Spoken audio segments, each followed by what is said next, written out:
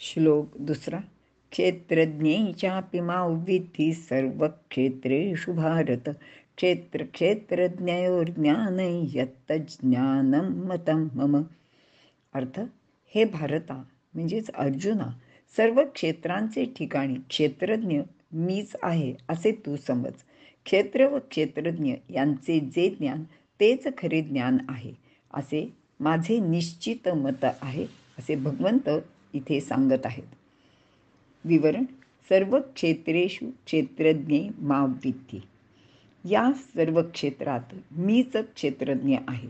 मी म्हणजे परमात्मा, सर्व प्रकारच्या अनेकानेक शरीरात व्यापून तेथील योग्य व यथार्थ ज्ञान असणारा एकमात्र ईश्वर मीच आहे. तोच या विश्वातील अनेक पिंडांना यथार्थपणे ओळखतो. त्याला अज्ञान असे काहीच नाही. मात्र काही वेळा क्षेत्रज्ञ म्हणजे नेमका कोण याबद्दल संभ्रम निर्माण होऊ शकतो. क्षेत्र हे देह आहे.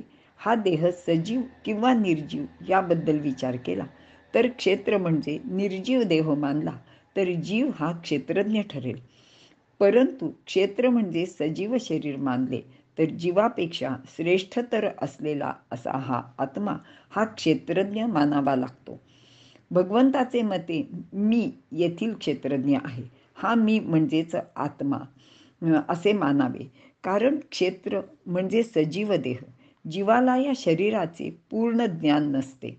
कारण पोटात काय चालते किंवा काय होते ते इतर अवयवांना कळत नाही.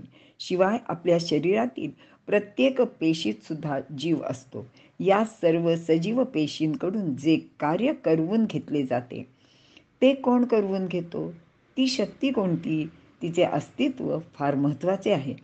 या शक्तीची माहिती आधुनिक विज्ञानाजवळ सुद्धा नाही. पण अशी कोणती तरी शक्ती असून ती पेशीमधील अनेक जीवांवर अधिकार चालवून त्यांचे द्वारा व्यवस्थित काम करवून घेत असते.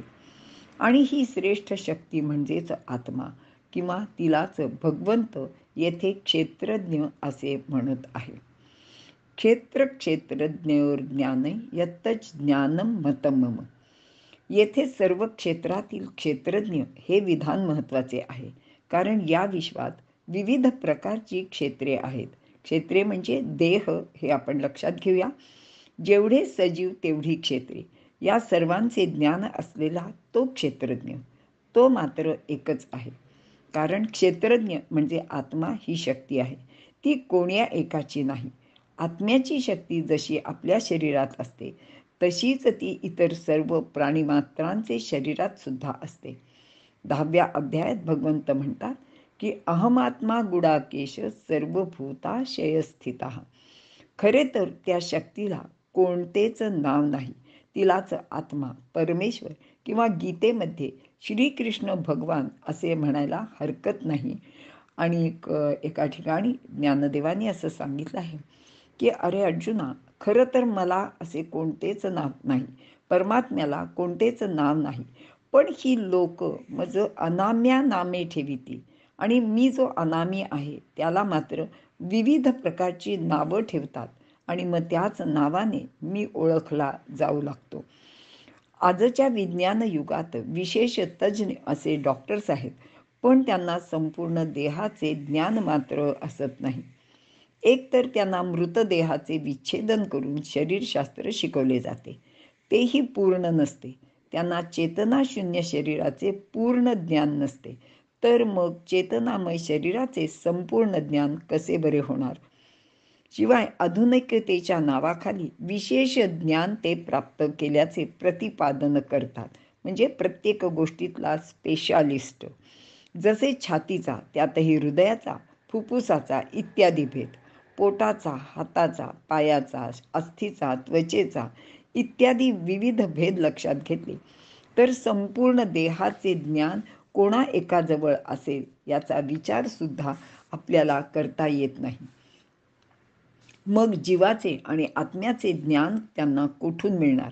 म्हणूनच हे ज्ञान असलेली कोणीतरी एक श्रेष्ठ शक्ती आहे आणि ती म्हणजेच परमात्मा आहे.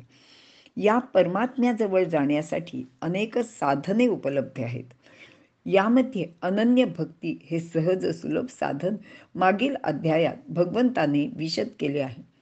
असा अनन्य भक्त प्राप्त क्षेत्रातच क्षेत्रज्ञ होतो, म्हणजेच तो सदेह सच्चिदानंद पद प्राप्त करतो व मी तोच आहे असा भाव अनुभवतो.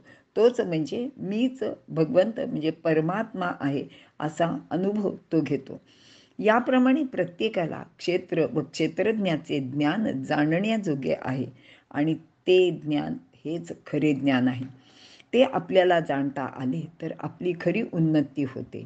येथेच नराचा नारायण अगर पुरुषाचा पुरुषोत्तम होतो. हे ज्ञान भगवान श्रीकृष्ण अर्जुनाला इथे सांगत आहेत. त्यांनी यापूर्वीही मी ज्ञान सांगतो असे म्हणून अध्याय 7 आणि 9 मध्ये या विषयाची माहिती सांगितली आहे. या अध्यायात श्लोक 5 ते 11 मध्ये व 14व्या अध्यायात उत्तम ज्ञान सांगितले आहे.